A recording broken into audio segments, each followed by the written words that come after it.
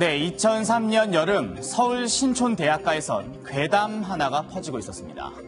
비 오는 밤 혼자 걸어가는 여성을 노리는 살인마가 있다. 비, 밤거리, 여대생, 살인마. 마치 영화를 연상시키는 요소를 고루 갖춘 이 괴담은 인터넷과 휴대전화 메시지 등을 통해 급속히 퍼져나갔습니다. 살인마가 특정 학과를 다니는 여대생만 노린다는 이야기부터 이미 10여 명이 살해됐다는 이야기까지 사실과 상상이 뒤엉킨 괴담은 살을 붙여 퍼져나갔고 발 없는 말 천리 가득 퍼져나간 괴담에 경찰도 비상이 걸렸습니다. 실제 경찰은 당시 이 괴담과 관련된 주인공 남성을 쫓고 있었습니다. 누가 본 적도 어디 찍힌 적도 남은 흔적도 없이 연쇄 강도 범행만 저지르고 사라지던 남성. 오늘 판결의 재구성은 16년 전 신촌 대학가를 떨게 한 이 괴담의 주인공과 관련된 이야기입니다. 자, 이 사건이 벌어질 시기에 늦은 밤 대학가에는 사람이 없을 정도였다고 합니다. 그런데 실제 사망 사건이 일어나기도 했다고요? 네, 이게 이제 조금 전에 말씀하신 것처럼 연쇄 강도입니다. 사실은 연쇄 살인이 아니고요. 네. 그럼에도 불구하고 이제 그 홍대 괴담이 엄청 퍼졌었는데 저도 기억이 나는데요. 이제 우선 이제 이 사건이 이제 그 살인 사건으로 진화된 사건이 하나 터집니다. 예. 그게 뭐였냐면 2003년 9월 14일 날 05시예요. 새벽 5시에 신촌 인근에 있는 이제 어떤 대학가에서 벌어진 일인데요. 아마 미대생인 것 같습니다. 미대생이 그때가 아마 9월 14일이 추석 전후입니다. 네. 그래서 고향에서 추석을 세고 이제 본인의 자취방으로 가고 있는데 네. 당일날 사실상 아까 말씀드린 것처럼 비가 좀 왔고요. 새벽 시간이니까 05시잖아요. 그 시간대에 이제 걸어가고 있는데 누군가 뒤에서 계속 뚜벅뚜벅 따라오는 느낌을 받은 건 맞는 것 같습니다. 예. 그래서 이 여대생이 어느 정도 이렇게 뒤돌아보다가 나중에는 뛰죠. 급히 부다다닥 이제 다른 박질에서 뛰어가는데 이미 늦었던 겁니다. 그 인근에 미리 와서 대기하던 이 불상의 범인이 이 둔기로 후두부를 강타해가지고 쓰러지게 되죠. 그리고 불행하게도 이 여대생이 이틀 뒤에 병원에서 사망하는 그런 최초의 살인 사건으로 바뀌기 시작합니다. 그렇군요. 자, 뒤통수를 때리고 금품을 뺏는 행위, 일명 퍽치기라고 하는데 이 퍽치기로 사망까지 벌어졌습니다. 교수님, 실제로 이 사망 사건이 일어나기 전부터 이제 소문은 굉장히 흉흉했잖아요. 어느 정도 사건이 일어났길래 이런 소문이 퍼진 건가요? 사실 소문의 실제는 현실로 드러났고요. 지금 이제 통상적으로 경찰 같은 경우는 다 관할이 있는데 그 주위에 있는 경찰 관할하고 이게 협조를 해보니까 지금 연희동이라든가 북아현동 그리고 이 동교동 쪽에 해서 총 7건이 발생이 됐다는 거죠. 자, 그리고 이 피해자들이 전부 다 20대 초중반의 여성이라고 하는 점, 그리고 이제 둔기를 사용을 해서 전형적인 어떤 퍽치기 수법을 사용을 하고 있다라고 하는 거, 그리고 이제 주로 이 7건 중에서 3건 정도가 이제 비가 오는 날을 골랐다라고 하는 것인데, 글쎄요, 이 비가 오는 그런 상황이라고 한다면 아무래도 범인의 입장에서는 족적이라든가 지문이라든가 이런 것들의 어떤 멸시를 기대할 수 있는 그런 어떤 좋은 범죄의 환경이 아닌가 이렇게 생각을 했을 때 이것은 적어도 이제 그쪽 지역에서 일정한 시기에 일정한 지역을 중심으로 해서 그렇게 발생이 된다라고 하는 것은 연쇄 범행을 하고 있는 한 사람에 의해서 범죄가 발생을 하고 있다라고 추측을 하기가 훨씬 더 쉬운 상황이죠. 네. 힘이 약한 여성들을 상대로 한 범죄이기 때문에 빨리 잡지 않으면 추가 피해가 커질 수도 있는 상황입니다. 수사의 시작은 현장에서부터 시작이 되죠. 현장에 남은 증거 같은, 단서 같은 건 없나요? 말씀해 주신 것처럼 이 비 오는 날, 일단 범행이 대부분 비 오는 날 일어났기 때문에 이 족적이나 지문 같은 게 전혀 남지 않았었다는 게 당시 수사를 맡았던 경찰의 이야기입니다. 마찬가지로 뒤에서 습격하면서 둔기로 빠르게 범행을 하고 사라졌기 때문에 이 남성을 목격한 사람도, 범행을 당한 사람도 기억을 못하는 거죠. 또 새벽 시간 목격자도 찾기가 쉽지 않았습니다. 요즘 같은 때는 CCTV가 워낙 발달돼 있긴 하지만 그 당시만 해도 후미진 골목에서 일어난 범행이었기 때문에 CCTV에 촬영된 범행의 모습조차 없었다는 게 당시 수사를 맡았던 경찰의 설명이었습니다. 예, 2003년에 벌어진 일이었죠. 목격자도 없고 CCTV도 없고 지문 그리고 족적도 없었습니다. 혹시요, 위원님 네. 원한에 의한 강도 범행이지 않았을까?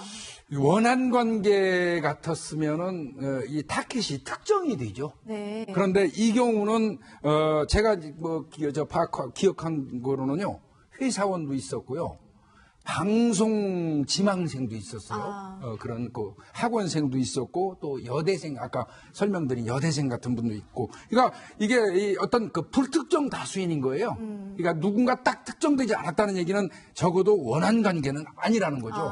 그냥 어느 일정한 시간대에 어느 길목에서 숨어 있다가 그곳을 지나가는, 특히 이제 혼자 귀가하는 또 여성 같은 경우를 타켓 삼아가지고 범행하는 내복형 퍽치기 형태의 네. 범인, 이렇게 보는 거죠. 자, 증거도 없고요. 범행 동기도 모르겠고요. 그럼 피해자들이 어떻게 당했는지 이제 수법이라도 좀 확인을 해봐야 되지 않겠습니까? 유일하게 경찰이 찾은 공통점이 하나가 있었습니다. 바로 피해자들이 후두부에서 있었던 상처의 모습인데요.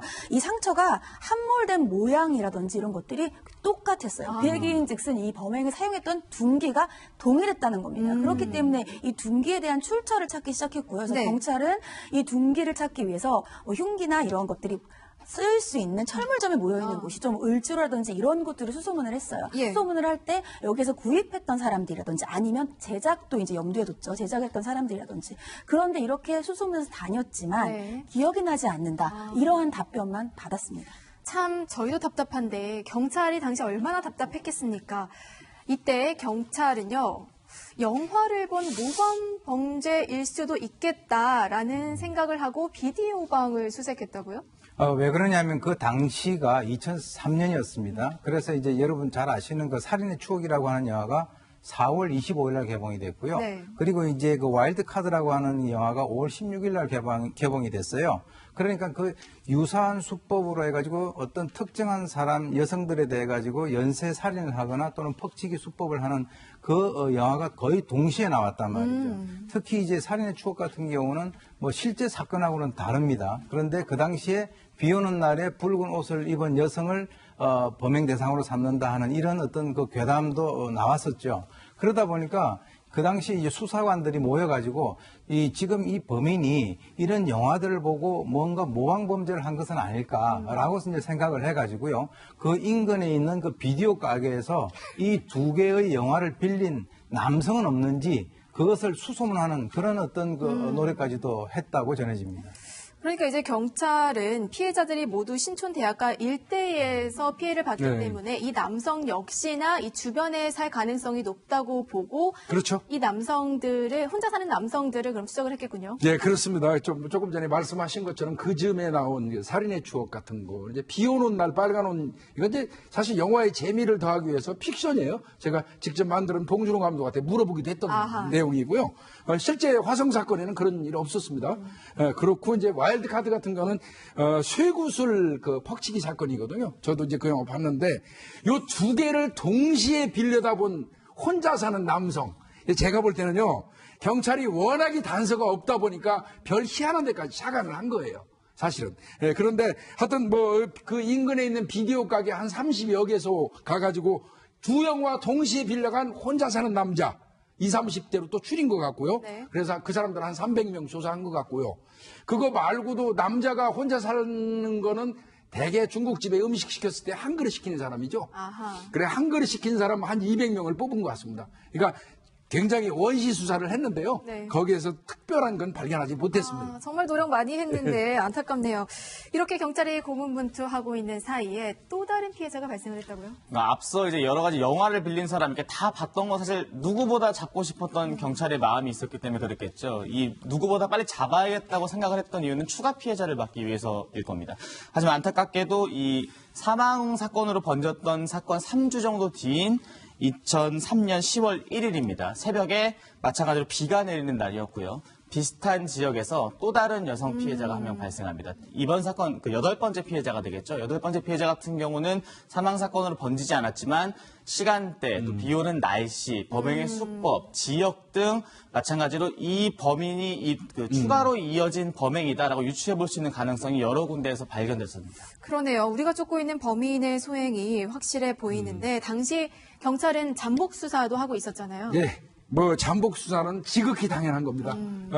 특정한 지역에서 연이어서 동일범의 소행으로 범행이 이루어지고 있다 하면은 그 주변은 거의 에워싸다시피 하는 게 형사들이거든요. 네. 그래서 아마 형사들이 비 오는 날은 밤 12시부터 그 다음날 아침 6시, 새벽 6시까지 35명이 동원된 것 같아요. 그리고 이제 평일 날은 한 20여 명 정도가 동원돼 가지고 잠복을 한 것 같습니다. 그러니까 뭐 나름대로 이게 원시 수사라고 하지만 잠복 수사는 기본입니다. 그래요. 그런 상황에서는. 뭐 예. 합당하다고 보시는 예, 거예요? 그럼요. 수사는? 예. 자, 언제 나타날지 모르는 범인을 잡기 위해서 24시간 잠복을 하는 일, 뭐 일반적으로 생각할 때는 정말 답답하고 긴장도 되고 힘들 것 같은데 당시 사건을 담당했던 경찰은 이 당시의 상황을 아주 정확하게 기억하고 있었습니다. 저희가 취재했습니다. 잡을 때까지 아무것도 없었으니까 힘들었지. 발생할 수 있다고 생각되는 예상 지점들의 형사들이 빽빽히 전부 다 발생하고 한 달 가까이 잠복을 했는데 같은 건일 수 있다는 생각이 들어가지고 서대문에서도 발생하는 장소 주변에서 형사들이 거의 다 잠복을 했고 우리도 잠복을 하고 이 사건이 발생할 수 있다라고 생각되는 지역에는 전부 다 형사들이 잠복을 했어요. 낮에 또 꼭 필요한 인원을 제외하고는 전부 잠복을 많이 들어갔죠. 변호사님, 그렇게 밤낮 없이 잠복을 했는데 범인 나타났나요? 드디어 나타났습니다. 잠복을 하던 비 오는 날이었습니다. 2003년 10월 13일이었고요. 비 내리던 날 새벽 4시 30분이었습니다. 경찰이 이 골목길에서 잠복을 하고 있었는데 여자들이 지나가질 않는 거예요. 당연하죠. 이때 굉장히 유명한 사건이었고 새벽에 여성들이 다다니질 않았습니다. 네. 그런데 경찰 눈에 한 여성이 띈 거예요.